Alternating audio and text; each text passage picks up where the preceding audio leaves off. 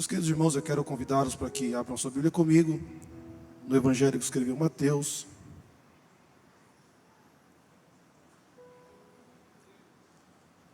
capítulo de número 27.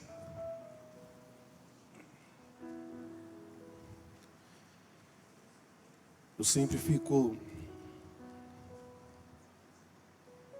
emocionado, mas também muito agradecido a Deus. Todas as vezes que escuto e canto este louvor, que nós declaramos que nosso Deus é a cura, nesse mês, no dia 26, a Manu, a nossa filha, vai completar 4 anos de idade. E há 4 anos atrás ela estava na UTI, internada, desenganada pelos médicos. Mas todas as vezes que eu ia para casa, orava, eu colocava esse louvor para ouvir. Eu ia ministrando: Senhor, eu creio que Tu és a cura e que não há impossível para Ti. E hoje a Manu é um testemunho vivo de que o nosso Deus, Ele está vivo e que nada é impossível para Ele. E essa noite eu vim pregar sobre o poder de um Jesus que está vivo e que pode fazer todas as coisas. Mateus capítulo 27, nós vamos ler a partir do verso 57. Diz assim: E vindo já tarde, chegou um homem rico de Arimateia, por nome José, que também era discípulo de Jesus. Esse foi ter com Pilatos e pediu-lhe o corpo de Jesus. Então Pilatos mandou que o corpo fosse dado. E José, tomando o corpo, envolveu-o num fino e limpo lençol, e o pôs no seu sepulcro novo, que havia aberto em rocha, e rodando uma grande pedra para a porta do sepulcro, retirou-se. E estavam ali Maria Madalena e a outra Maria, sentadas defronte do sepulcro.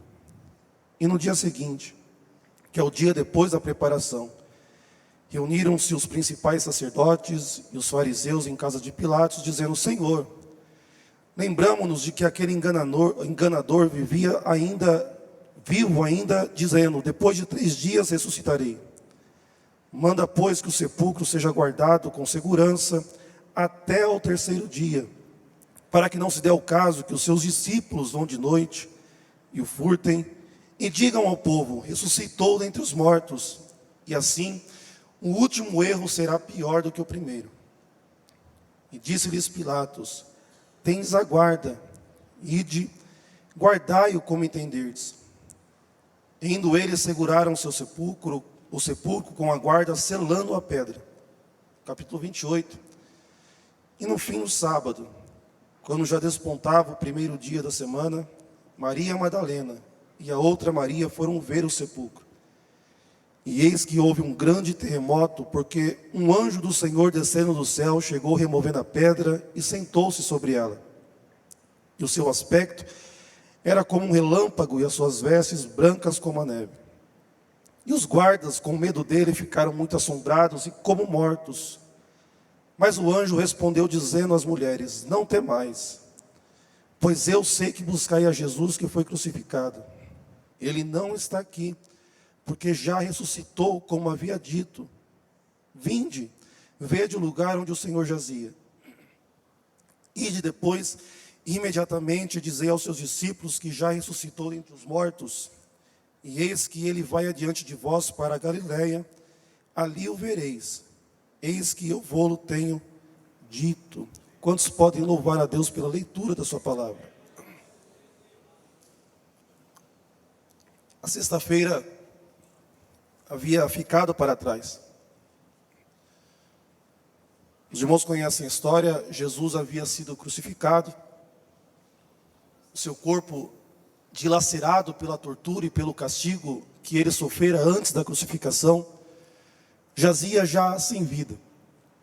A sexta-feira passou e Jesus estava morto. O seu corpo, o corpo de Jesus, agora inerte, sem vida, machucado, ele foi tirado da cruz depois de um soldado assegurar que ele estava morto, perfurando uma lança com o seu lado. Mas a Bíblia fala que um fariseu, um discípulo de Jesus, que o seguia de longe, pediu o corpo de Jesus para Pilatos antes que o sábado chegasse. E a Bíblia fala que tirou o corpo de Jesus, juntamente com um outro fariseu, Nicodemos, e o levaram para ser sepultado em uma tumba que havia sido emprestado por este José de Arimateia. E certa vez eu ouvi um pregador pregando e isso ficou gravado no meu coração. Ele disse: olha, nós precisamos entender algo que o texto nos diz. A Bíblia fala que Jesus ele foi sepultado em um sepulcro emprestado. E ele fez isso, e ele quis assim, porque ele não planejava ficar naquele sepulcro por muito tempo. Era apenas um empréstimo. Mas Jesus estava morto. Jesus morreu. E com a morte e com o sepultamento de Jesus, aparentemente as coisas em Jerusalém parece que voltam ao normal. Pilatos havia garantido o seu emprego. Os sacerdotes, os fariseus, eles conseguiram de novo com a morte de Jesus ganhar prestígio para si. Alguns discípulos já foram cada um para a sua cidade, outros voltaram a pescar. A poeira havia baixado, Jesus estava morto.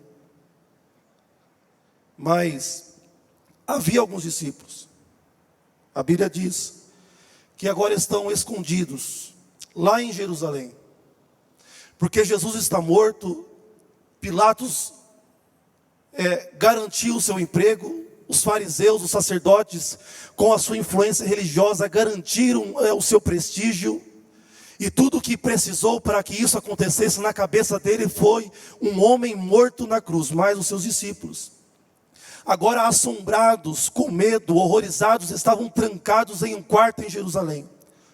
O medo deles era que o governador Pilatos agora voltasse a sua ira para os discípulos. Afinal, aquele assunto de Jesus, aquela revolução que Jesus havia criado, aquela comoção que Jesus havia levantado em Jerusalém, precisava ser acabada de uma vez por todas. Jesus morreu. Agora os discípulos pensavam: é a nossa vez. Nós seremos perseguidos, nós seremos presos, nós seremos torturados e também morreremos, porque é a vontade de Pilatos acabar com essa história. Mas enquanto os discípulos temiam pela perseguição de Pilatos, os fariseus, por outro lado, ao invés de estarem contentes, agora seguros em sua posição religiosa, afinal, eles conseguiram, com a sua influência diante de Herodes e diante de Pilatos, crucificar aquele que se dizia ser o rei dos judeus. Eles pagaram algumas testemunhas para dizerem que Jesus era um revolucionário, que Jesus ia levantar uma revolução, que Jesus ia levantar um motim contra Roma. E Jesus foi crucificado. E os fariseus e sacerdotes agora tinham tudo para estarem tranquilos, mas a Bíblia fala que havia uma preocupação em seus corações. Jesus estava morto, a sexta-feira havia passado, o corpo de Jesus havia sido sepultado no túmulo de José de Arimateia, mas os fariseus não conseguiram dormir de sexta para sábado. Os sacerdotes não conseguiram dormir de sexta para sábado, porque eles se lembravam que Jesus, enquanto vivo, profetizava algumas palavras por aí do tipo: olhe, se vocês destruírem este templo em 3 dias, eu voltarei a construir. Havia um temor no coração dos fariseus, havia um medo no coração dos fariseus. Eles sabiam que eles precisavam guardar o corpo, eles sabiam que eles precisavam assegurar o corpo, eles sabiam que o corpo de Jesus não podia sair daquele sepulcro, porque se o corpo de Jesus saísse daquele sepulcro, o segundo erro seria muito pior do que o primeiro. Então a Bíblia fala que eles tinham uma convicção no coração que os discípulos perderam. Os discípulos estavam escondidos em um quarto em Jerusalém, mas os fariseus sabiam: essa história ainda não acabou, só porque Jesus morreu. Essa história ainda não chegou ao fim. Então eles arrumam uma reunião com Pilatos, porque afinal algo deveria ser feito. para que se fosse assegurado que o corpo de Jesus não sairia daquele túmulo. Porque se para a gente, Jesus era um problema enquanto vivo, e andando por aí ele dava vista aos cegos, ele fazia os mudos falarem, ele fazia os coxos andarem, ele chamava da tumba fria os mortos. Se esse Jesus enquanto vivo transformava água em vinho, se esse Jesus enquanto vivo andava sobre as águas, se esse Jesus enquanto vivo multiplicava pães para mais de 5.000 homens, o que será de nós se a notícia começar a correr por aí que nós acusamos esse Jesus falsamente, nós pregamos esse Jesus na cruz do Calvário, ali ele verteu a última gota de sangue, mas o que será de nós se se espalha a notícia que este Jesus, apesar de ter sido crucificado, ele ainda está vivo? Nós precisamos fazer algo a respeito. Quão maior será o nosso problema se começarem a falar por aí que Jesus ainda está vivo? Entenda que o medo desses homens de fato não era que Jesus ressuscitasse dos mortos, porque como fariseus eles não acreditavam na ressurreição dos mortos. Não era essa a preocupação daqueles homens, não era essa a preocupação dos sacerdotes, dos fariseus. Eles não estavam preocupados e eles não tinham esta fé de fato que Jesus levantaria dentre os mortos. O medo deles era que os discípulos roubassem o corpo. Porque se o corpo de Jesus fosse roubado, uma cadeia de eventos daria início. Alguém começaria a dizer pelos cantos da cidade: olha, Jesus, o Nazareno, que foi entregue, ele morreu, mas estão dizendo por aí que o corpo dele não está mais na tumba. Estão dizendo por aí que ele ressuscitou como ele havia dito que ia acontecer. Afinal, nós precisamos parar isso. Se o corpo sumisse, a rebelião, a revolução seria muito maior. Então eles marcam uma reunião com Pilatos, no sábado de manhã, e eles fazem um requerimento a Pilatos: Pilatos, nós precisamos de mais uma coisa da outra parte. O que é sacerdote? O que é fariseu? Nós precisamos, Pilatos, não se assuste com a palavra, está muito fresco na nossa mente, né? Pilatos, nós precisamos que o Senhor decrete um lockdown naquele cemitério. Nós precisamos que o Senhor decrete um lockdown na frente daquele túmulo. Nós precisamos que o Senhor use a sua autoridade como governador de Roma. Nós precisamos que o Senhor use a força do exército de Roma. Nós precisamos que o Senhor use toda a autoridade que é constituída como representante do Império Romano e confine aquele lugar. Ninguém pode entrar nem sair. Coloque guardas, coloque homens armados, feche aquele cemitério, confine aquele túmulo, porque aquele corpo não pode sair daquele lugar. Eles pedem isso. Eles falam: olha, nós precisamos da tua ajuda, Pilatos, mas não é por muito tempo, é até segunda-feira de manhã. Porque, Pilatos, se nós conseguirmos assegurar que o corpo de Jesus estará naquele túmulo na segunda-feira de manhã, então essa história está acabada. Então esse assunto chegou ao seu final. Então essa história de Jesus acabou segunda-feira de manhã. Pilatos, nós só precisamos da sua ajuda, da tua autoridade, da força de Roma até segunda-feira de manhã. E essa história de Jesus chega ao fim. Eles vão até Pilatos, porque eles entendem que Pilatos vai agir com a autoridade romana. E com a autoridade romana ele vai assegurar que Jesus, ou o corpo de Jesus, não saísse daquele lugar. Afinal, era o maior império da terra. Afinal, com o poder de Roma, Pilatos pode ter a certeza e assegurar de que ninguém entrará ou sairá daquele lugar. Com o poder e autoridade de Roma, Pilatos pode assegurar que ninguém mais pregue sobre um Cristo que ressuscitou. Com a autoridade de Roma e a força do exército, Pilatos pode assegurar que ninguém mais acredite nessa história de que Jesus está vivo. Tudo que eles precisam é se assegurar que o corpo morto de Jesus permaneça naquela tumba por mais 48 horas. E quando chegar a segunda-feira, tudo que eles precisam é mostrar: aqui está o corpo daquele que se dizia rei dos judeus. Então, eles vão até Pilatos, e Pilatos dá ordem para que o túmulo ele seja protegido. Pilatos ele emite um decreto: a partir de agora aquele espaço é um espaço de segurança máxima. Ninguém sai, ninguém entra. E porque Pilatos disse, e porque Pilatos decretou, claro, que ninguém vai contra a autoridade e a ordem de Pilatos. Ele estava dizendo: olha, o pedido de vocês foi deferido. Aqui está a guarda. Façam aquilo que vocês entendem ser melhor, para que de uma vez por todas essa história de Jesus acabe, chegue ao seu ponto final. Então eles fazem de acordo.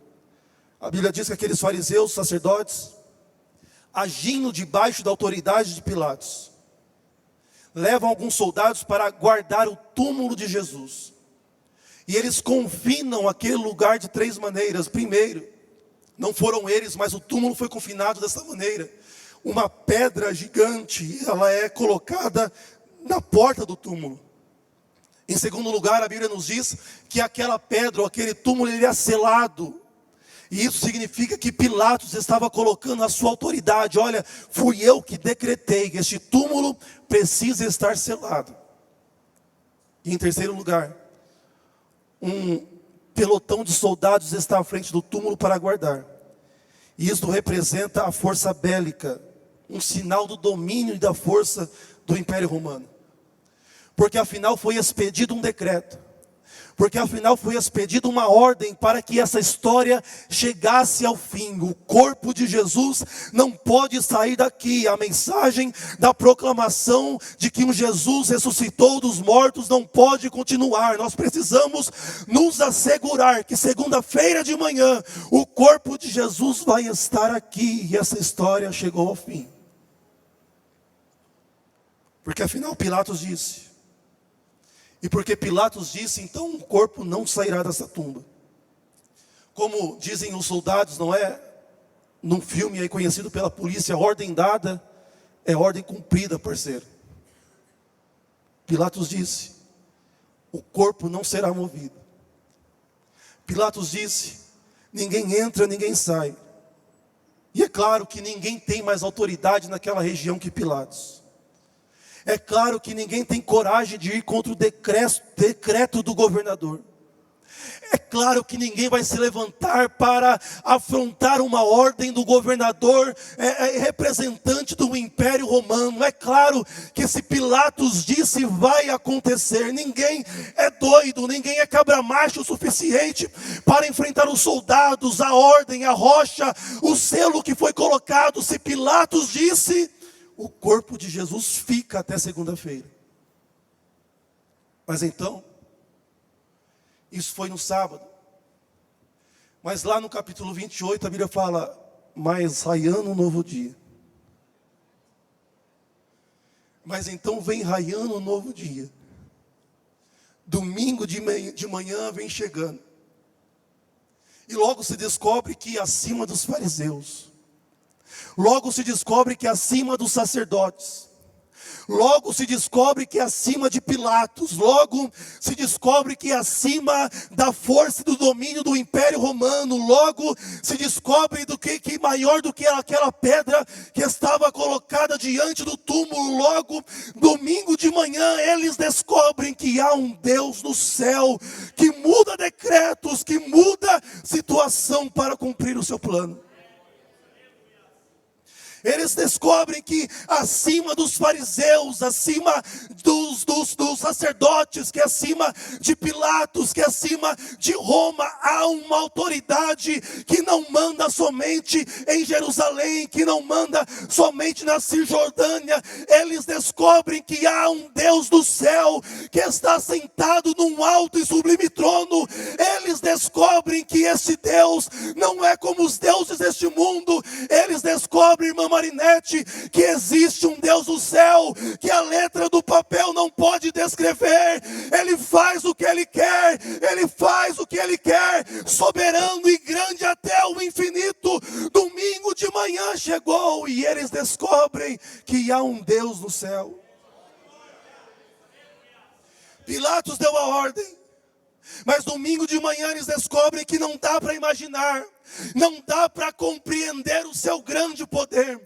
Os sacerdotes e os fariseus usaram da sua influência para prender o corpo de Jesus e acabar com a mensagem do Evangelho. Mas eles descobrem domingo de manhã que este Deus que está nos céus, Ele faz o que Ele quer, soberano e forte até o infinito. Ele ganha a luta sem lutar, Ele vence a luta sem cansar o inimigo. Eles descobrem domingo de manhã que existe um Deus do céu, que é poderoso para fazer que todos os seus planos aconteçam de forma que Ele planejou. Existe um Deus do céu, maior do que o decreto de Pilatos.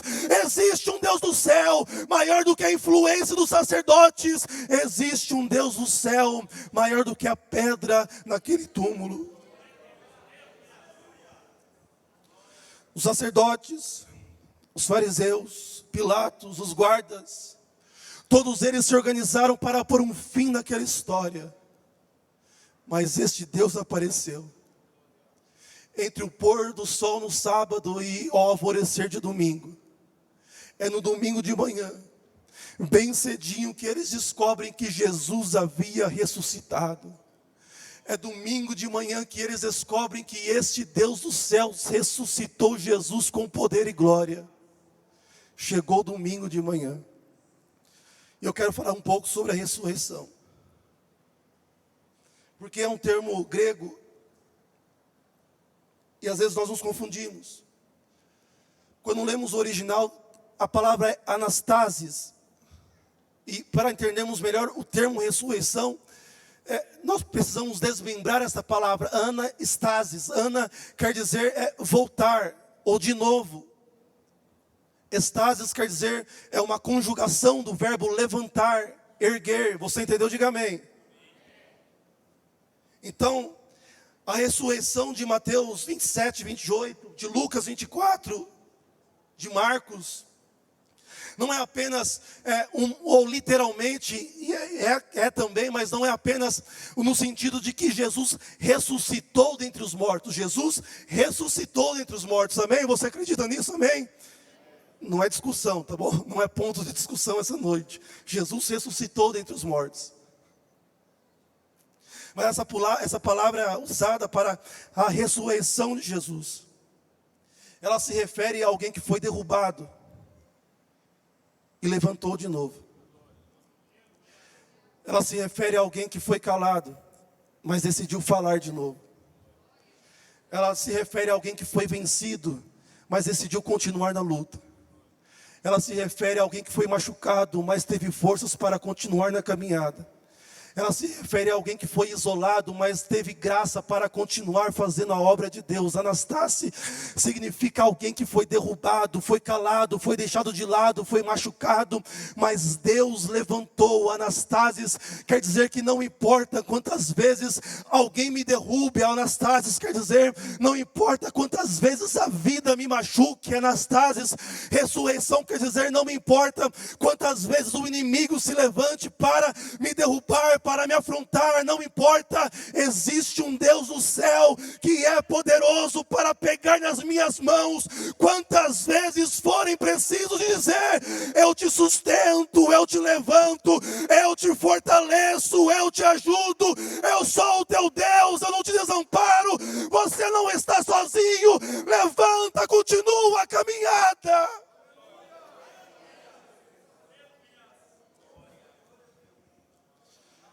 Amém. mensagem da ressurreição para aqueles fariseus, para aqueles sacerdotes, para Pilatos, para aqueles guardas, era Deus dizendo para eles: olhe, vocês têm muita autoridade aí na terra, olhe, vocês têm muita força física com as suas espadas, com as suas armas, com o seu treinamento, vocês têm muita influência religiosa, mas tem uma coisa: juntem tudo isso, mas vocês ainda não podem parar o que Deus está fazendo. Não existe homem nesta terra, não existe problema nesta terra que possam frustrar os planos de Deus. Jó já disse isso: porque Deus é poderoso, eu sei que o meu Deus é poderoso, e nenhum dos seus planos podem ser frustrados. Vocês têm o prestígio que a religião oferece. Era Deus dizendo: vocês têm a autoridade e a força que o império de Roma oferece. Mas muito antes do que esse prestígio da religião, muito antes de Roma ser formada, muito antes de você ser levado para ser o governador dessa região, muito antes dos montes serem formados, muito antes que houvesse dia, eu sou. E operando Deus, quem impedirá? O homem não pode impedir o que Deus está fazendo. As situações não podem frustrar os planos de Deus. Eu estou aqui esta noite para te dizer, meu querido irmão, minha querida irmã, que não importa qual seja o pior problema que você esteja enfrentando essa semana, este mês, este ano, a palavra de Deus para a sua vida é: a sua história ainda não chegou ao fim, o seu casamento ainda não chegou ao fim, a sua saúde mental ainda não chegou ao fim. Existe um Deus do céu que é poderoso para nos salvar e nos libertar na hora da dificuldade. Deus estava dizendo na ressurreição: a história não acaba aqui. A história não tem o seu ponto final aqui. Existe mais para a sua vida. Veja e perceba que existia um desejo no coração daqueles fariseus e sacerdotes quando eles foram até Pilatos. O objetivo deles era manter a posse do corpo de Jesus. Por isso que eles pediram: nos dê alguns soldados. Nos dê alguns soldados para evitar que os discípulos roubem o corpo. Mas então o corpo de Jesus some. E eles precisam dar conta do corpo de Jesus. Então eles reúnem os mesmos soldados que eles pediram para Pilatos. Oferecem dinheiro para eles e olha, vão até Pilatos. E digam que vindo à noite, vocês se cansaram, dormiram, vieram os discípulos e roubaram o corpo de Jesus. Aqui eu abro um parêntese para mostrar aos irmãos como que eles estavam empenhados, dedicados em colocar a mão no bolso para proclamar uma mentira. Jesus está morto, está aqui ó, o dinheiro, Jesus está morto, Jesus está morto. Mas veja, irmãos, o tamanho da falácia e a ignorância do argumento desses fariseus e sacerdotes. Veja um desespero desses homens para tentar controlar a narrativa. Eles conseguiram os soldados para tentar impedir que o corpo de Jesus fosse roubado. Mas agora eles estão pagando os mesmos soldados para dizer: olha, vieram os discípulos durante a noite. Discípulos que estavam trancados com medo. Discípulos que eram pescadores da Galileia. Discípulos que não tinham treinamento militar. Eles vieram durante a noite. Eles aproveitaram que nós estávamos dormindo. Eles retiraram o selo da sepultura. Eles rodaram a pedra. Pegaram o corpo de Jesus e levaram embora no meio da noite, sem que ninguém percebesse. Os fariseus, os sacerdotes, eles precisam dar conta do corpo de Jesus. E algumas fontes extra-bíblicas dizem que naquele dia e naquela noite foi expedido lá em Jerusalém um mandado de busca. Os soldados do Sinédrio iam de casa em casa. Você sabe onde está o corpo? Você sabe alguma coisa do corpo? Você sabe onde colocaram o corpo de Jesus? Você tem alguma notícia? Nós estamos pagando. Você tem notícia de onde os discípulos levaram o corpo de Jesus? Porque eles precisam encontrar o corpo. Porque assim que eles encontrarem o corpo morto de Jesus, então, finalmente, eles poderiam colocar fim àquela história de Jesus. E desde aquele dia, meus queridos irmãos, há uma busca incessante pelo corpo de Jesus. Se nós dermos tempo suficiente, recursos suficientes, para os arqueólogos, para os historiadores, eles irão encontrar qualquer coisa enterrada nesta terra. E aqui está algo que me intriga.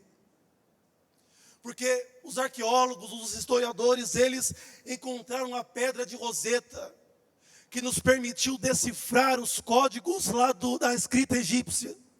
Eles encontraram um sarcófago do rei Tutancâmon, cheio de riqueza e pompa. Eles encontraram a cidade perdida de Pompeia, que foi soterrada pelas larvas do vulcão Vesúvio. Eles encontraram a cidade perdida de Troia, lá na Grécia. Eles encontraram os pergaminhos do Mar Morto, lá na Cisjordânia. Eles dizem que encontraram por aí alguns ossos que eles dizem que eram dos dinossauros que andaram por essa terra. Meus irmãos, eles encontraram até o Titanic no fundo do mar. Mas louvado seja Deus, porque os restos mortais do nosso Senhor Jesus Cristo nunca foi encontrado. Eles estão procurando, eles estão procurando, eles estão procurando. E nós nos alegramos com essa notícia. Cada dia que passa é alguém que está dizendo: nós ainda não encontramos. Nós estamos usando todo o nosso recurso. Nós estamos usando toda a nossa tecnologia. Nós estamos usando toda a nossa narrativa. Mas não há corpo para ser encontrado. E meus amados irmãos, eu sei que é uma mensagem, pastor Douglas, muito simples, mas é um motivo de nós glorificarmos a Deus, porque o corpo de Jesus não foi encontrado. Imagine a alegria de Satanás, imagine a alegria que seria no inferno, se saísse a notícia no Jornal Nacional: encontraram o corpo de Jesus de Nazaré. Imagine qual seria a alegria do inferno, se eles colocassem esse corpo exposto no museu e dissessem: vão visitar aquele que deu origem à religião do cristianismo. Mas louvado seja Deus para sempre, porque o nosso Jesus, Ele ressuscitou dentre os mortos. O corpo dele não pode ser encontrado. Foi isso que os anjos disseram para aquelas mulheres em Lucas 24, as mulheres que foram até o sepulcro para embalsamar o corpo de Jesus. Elas estavam à procura do corpo de Jesus, mas chegando lá, a tumba estava vazia, a pedra havia sido rolada. Dois anjos apareceram e perguntaram: vocês estão no lugar errado, viu? Porque procura dentre os mortos aquele que está vivo. Ele não está aqui, pois já ressuscitou, assim como havia dito que faria. Se o corpo de Jesus fosse encontrado, todas as Bíblias seriam queimadas. Se o corpo de Jesus fosse encontrado, todas as igrejas fechariam as suas portas. Se o corpo de Jesus fosse encontrado, cada um dos pregadores aqui essa noite seriam calados para sempre. E nós seríamos, como o apóstolo Paulo descreve, os mais miseráveis dos homens. Mas essa noite, eu vou te dizer porque os restos mortais de Jesus nunca foram encontrados. Preste atenção. Porque não há corpo para ser encontrado. Eu sei que foi muito simples, mas olhem, glória a Deus, irmãos. Não há corpo para ser encontrado. Se um dia você tiver a situação financeira favorável para viajar, assim como o pastor Eliseu fez, assim como o pastor Natanael fez, pegar um avião e ir lá para Israel. Você irá visitar a cidade de Jerusalém. Você vai andar pelas ruas que Jesus andou. Você vai conhecer a via sacra por onde Jesus carregou a cruz. Você vai conhecer o jardim do Getsemane, onde Jesus chorou e suou gotas de sangue. Você vai conhecer também o sepulcro de Jesus. A pedra não está mais lá. Você vai ter a oportunidade de entrar no sepulcro, assim como João, como Pedro, como Maria entrou. E você vai poder ver que o sepulcro está vazio. E pode se perguntar aonde está o corpo, mas existe uma placa lá fora dizendo em todas as línguas: ele não está aqui, ele já ressuscitou. Ele não está aqui, pois já ressuscitou. A minha pregação essa noite é muito simples, mas deveria ser motivo para alegrar o coração de todo crente.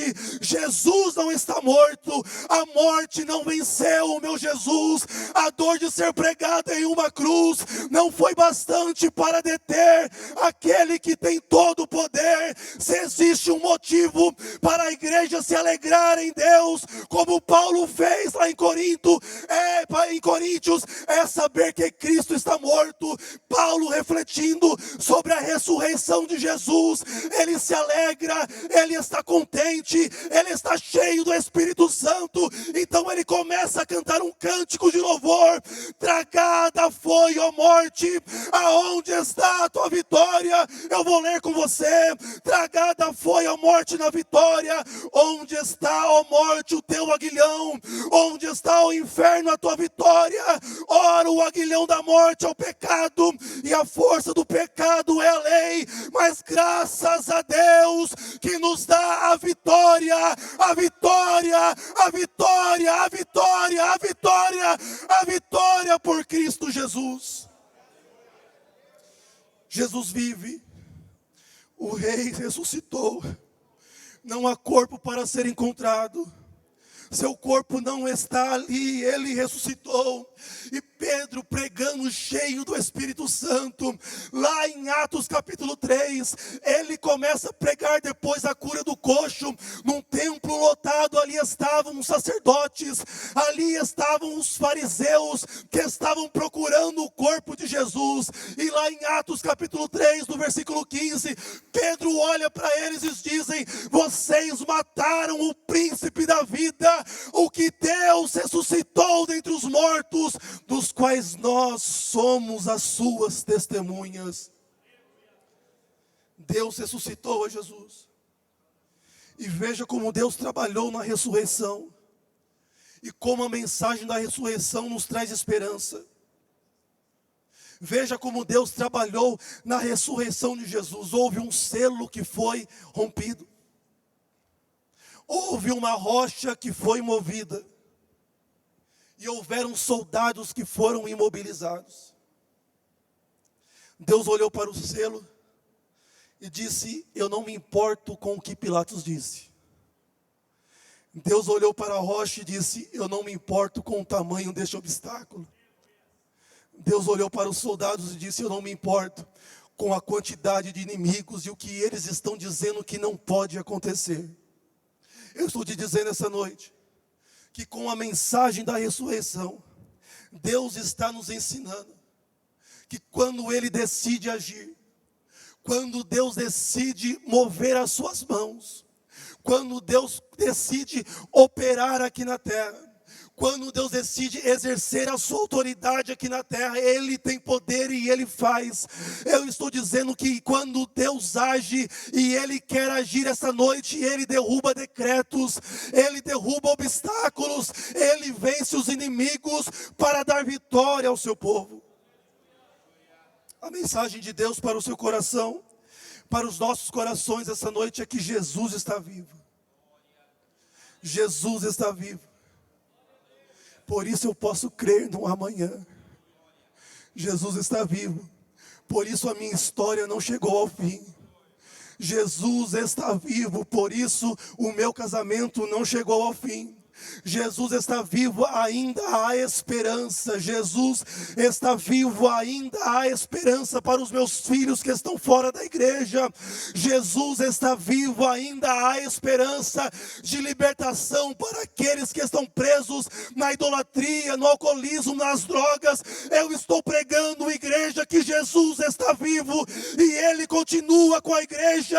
Ele é o mesmo ontem, Ele é o mesmo hoje, Ele será eternamente. Jesus está vivo, Ele está vivo, Ele está vivo.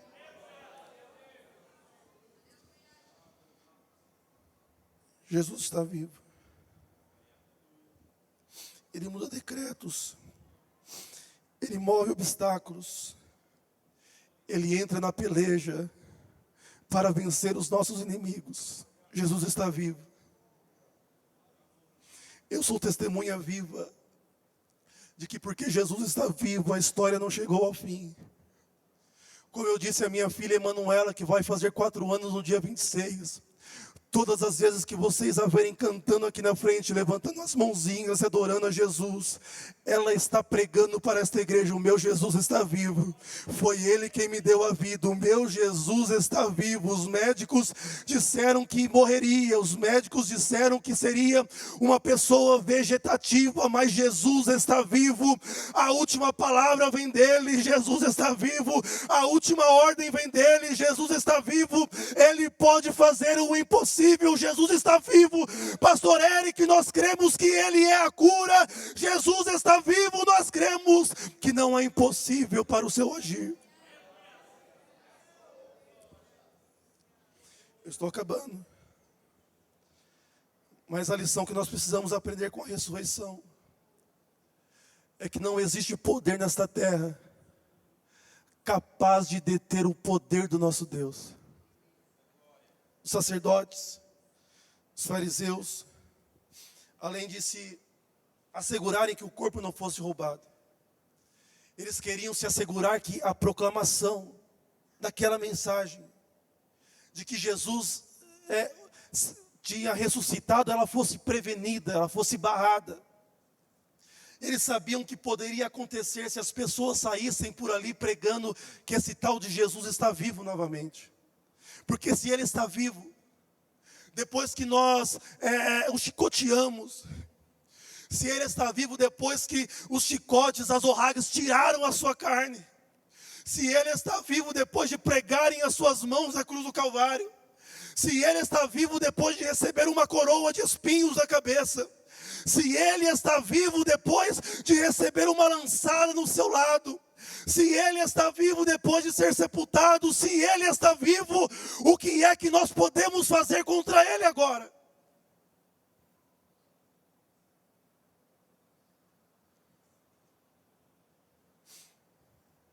Porque eles usaram o que tinha de pior. E quantas vezes isso acontece conosco? Se eles usaram o pior que tinham contra nós, e ainda assim Deus nos colocou de pé. Se nós enfrentamos as maiores lutas, pastor Douglas, com os nossos filhos, mas ainda assim estamos servindo a Jesus. Se nós enfrentamos as maiores adversidades e tempestades, mas ainda assim temos a esperança que esse Jesus está conosco. Se o inferno veio com toda a sua fúria contra a nossa casa, contra a nossa família, contra a nossa vida, mas passa domingo e aqui estamos louvando a Jesus, passa meses e nós estamos aqui louvando ao Senhor, passa anos e nós começamos o culto, todos os cultos cantando com o nosso pastor, pelo sangue de Jesus vertido no Calvário. Eles queriam deter a proclamação. E interessante que as mulheres chegam ao sepulcro, o anjo estava lá e lhes dá uma ordem: quando saírem daqui, eu quero que vocês contem a todos que Jesus já ressuscitou dos mortos. Mas veja o detalhe que o anjo usa: como ele disse que haveria de ser. Então eu entendo que o poder da ressurreição de Jesus é que a ressurreição, ela conecta, ela liga aquilo que Jesus disse que iria fazer ao que Jesus fez de fato. Jesus disse que iria ressuscitar em 3 dias e Ele ressuscitou em 3 dias. Aqui está, meus irmãos, é o poder da ressurreição de Jesus. A ressurreição de Jesus valida cada promessa que Deus nos fez. A ressurreição de Jesus assegura cada palavra que saiu da boca de Deus. Na ressurreição de Jesus eu tenho a segurança e a fé de que tudo aquilo que Deus disse que vai fazer, Ele vai fazer. A ressurreição me ensina que se Deus disse, então Deus vai fazer. A ressurreição me ensina que se Deus prometeu, então a promessa vai se cumprir. A ressurreição me ensina que se Deus profetizou, então a profecia vai se cumprir. A ressurreição me ensina que se Deus disse que vai acontecer, então vai acontecer. Então tudo que eu tenho que fazer é confiar, esperar e observar enquanto Deus faz tudo aquilo que Ele disse que vai fazer. Eu quero perguntar, será que tem alguém aqui essa noite que já recebeu alguma promessa de Deus? Você tem promessa de Deus na sua vida? Jesus está vivo. Todas as palavras que Deus disse ao seu respeito estão de pé. Todas as palavras que Deus disse a respeito da sua família estão de pé. Todas as palavras que Deus disse acerca dos seus sonhos, dos seus projetos, elas estão de pé. Pilatos, ele deu uma ordem para que o corpo não fosse roubado, mas a palavra de Pilatos caiu por terra num dia depois. Jesus disse antes de morrer, eu vou ser entregue aos homens, eu vou ser crucificado, mas tem uma coisa, depois de 3 dias eu vou ressuscitar. Jesus disse e Jesus cumpriu, porque o poder pertence a Ele. A sua palavra, ela não volta vazia, mas faz aquilo que lhe apraz. Jesus está vivo, Ele é a segurança da sua promessa, nele está sim o amém, é nele que está a nossa confiança, é nele que está a nossa esperança. Nós podemos colocar a nossa confiança em Deus, porque Jesus está vivo. Nós podemos colocar a nossa esperança em Deus, porque Jesus está vivo. Na ressurreição, nós temos a garantia para toda a promessa que Deus já nos fez. Então, como eu sei que em meio às adversidades, em meio aos problemas, em meio aos desertos, em meio às lutas, esse Deus não me deixa e nem vai me desamparar. Eu sei porque Jesus está vivo. Como eu sei que tudo aquilo que intentaram para ser a minha destruição, Deus pode transformar para a minha bênção. Eu sei porque Jesus está vivo. Como eu sei que de fato todas as coisas cooperam para o bem daqueles que temem a Deus e são chamados pelo seu decreto. Eu sei porque Jesus está vivo. Como que eu sei que nenhuma arma forjada contra mim prosperará? Eu sei porque o meu Jesus está vivo. Como que eu sei que se eu crer em Jesus a minha casa será salva? Eu sei porque Jesus está vivo. Como que eu sei que aqueles que esperam no Senhor renovarão as suas forças? Eu sei porque Jesus está vivo. Como que eu sei que as portas do inferno não prevalecerão contra a igreja de Jesus? Eu sei porque o Senhor desta igreja, Ele está vivo, Ele está vivo. O Senhor está dizendo na ressurreição, a história não acabou, porque eu continuo fazendo aquilo que eu sempre fiz. O que é? Eu continuo cumprindo a minha palavra. Mas veja, e esse é o último ponto.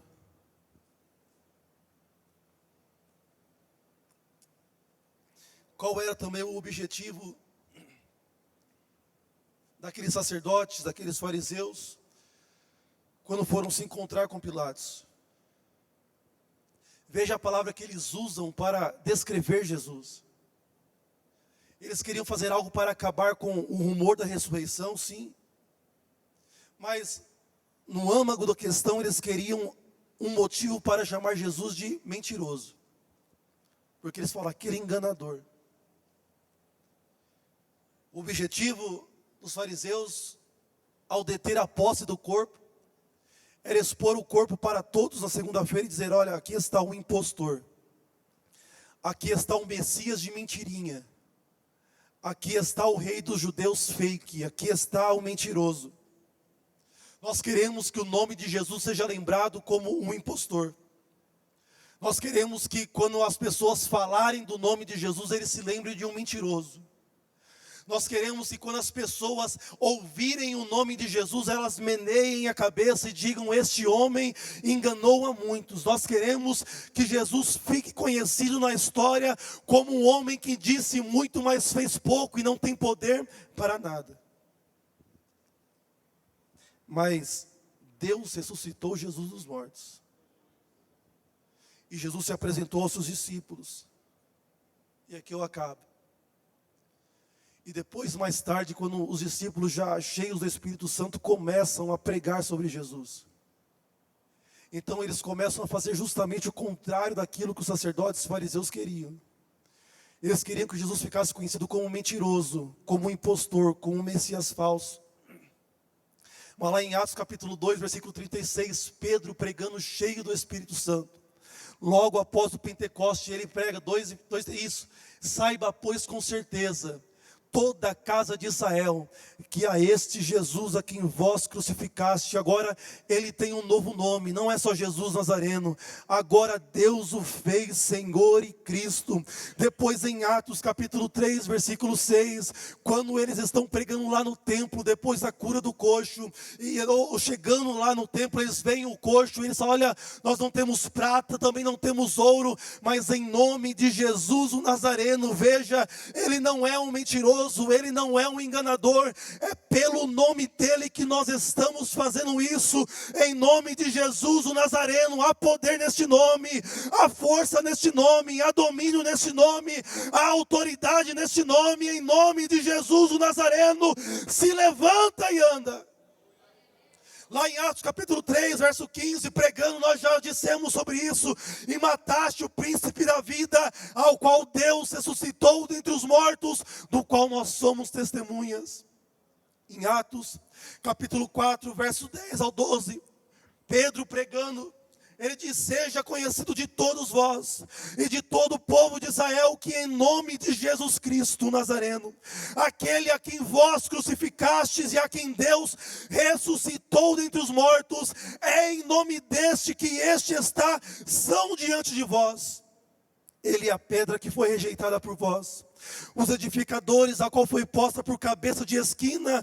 E Pedro completa: e em nenhum outro há salvação, porque também debaixo do céu nenhum outro nome há, dado entre os homens, pelo qual devamos ser salvos. E depois, o apóstolo tardio, Paulo, ao escrever a sua carta de Efésios, no capítulo 2, do verso 20 ao verso 23, ele está pregando, se apresentando e apresentando o poder de Deus. Ele diz que manifestou em Cristo, Deus ressuscitando-o dentre os mortos e pondo-o à sua direita nos céus, acima de todo principado e poder e potestade e domínio e de todo o nome que se nomeia, não só neste século, mas também no século vindouro, e sujeitou todas as coisas a seus pés, e sobre todas as coisas constituiu cabeça da igreja. E Paulo também, pregando para a igreja em Filipos, aqui eu termino, no capítulo 2, do verso 5 ao verso 11, ele está ensinando sobre o sentimento que houve em Jesus. Ele diz que haja em vós o mesmo sentimento que houve também em Cristo Jesus, que sendo em forma de Deus, não teve por usurpação ser igual a Deus, mas fez a si mesmo de nenhuma reputação, tomando a forma de servo, fazendo-se semelhante aos homens. Muda, por favor. E achado na forma de homem, humilhou-se a si mesmo, sendo obediente até a morte, e a morte de cruz. Por isso também Deus o exaltou soberanamente e lhe deu um nome que é sobre todo nome, para que ao nome de Jesus Jesus, se dobre todo o joelho dos que estão nos céus e na terra e debaixo da terra. Verso 11, e toda língua confesse que Jesus Cristo é o Senhor, para a glória de Deus Pai. Pastor, qual é o poder da ressurreição? O poder da ressurreição é que Deus exaltou a Jesus e deu a ele um nome que está acima de todo nome. O poder da ressurreição é que Deus exaltou a Jesus e fez de Jesus Senhor sobre todas as coisas. Jesus é o Senhor desta igreja, Jesus é o Senhor da minha vida, Jesus é o Senhor da minha casa, Jesus é o Senhor do Brasil, Jesus é o Senhor e Cristo, para a glória de Deus Pai. Jesus é o nome acima de todos os nomes. Nós começamos este culto adorando o nome de Jesus, cantando o hino de número 154, dizendo quão puro o nome de Jesus. O poder da ressurreição é que os domingos a igreja se reúne para adorar o nome de Jesus, para dizer que Jesus é santo, para dizer que Jesus é poderoso, para dizer que Ele é o príncipe da paz, para dizer que Ele é o Rei dos Reis, para dizer que Ele é o Senhor dos Senhores, para dizer que Ele é o médico dos médicos, para dizer que Ele está vivo para sempre. O poder da ressurreição nos assegura então que todas as vezes que nós mencionarmos este nome Jesus, nós temos a certeza que há poder nesse nome. Nós temos a convicção que há poder no nome de Jesus. De forma que quando nós clamamos e chamamos pelo nome de Jesus, as coisas começam a acontecer. A Bíblia diz que na menção do nome de Jesus todo o joelho se dobrará. A Bíblia diz que ao ouvir o nome de Jesus os demônios do inferno tremem de medo. Pelo poder do nome de Jesus, esta noite a doença tem de bater em retirada. Pelo poder do nome de Jesus, a sua família ela pode ser restaurada. Pelo poder do nome de Jesus, a sua igreja a sua vida e esta igreja, ela pode ser avivada. Jesus está vivo. A sua história não acabou. Há poder no nome de Jesus. Amém? Que Deus abençoe. Em nome de Jesus. Obrigado, pastor.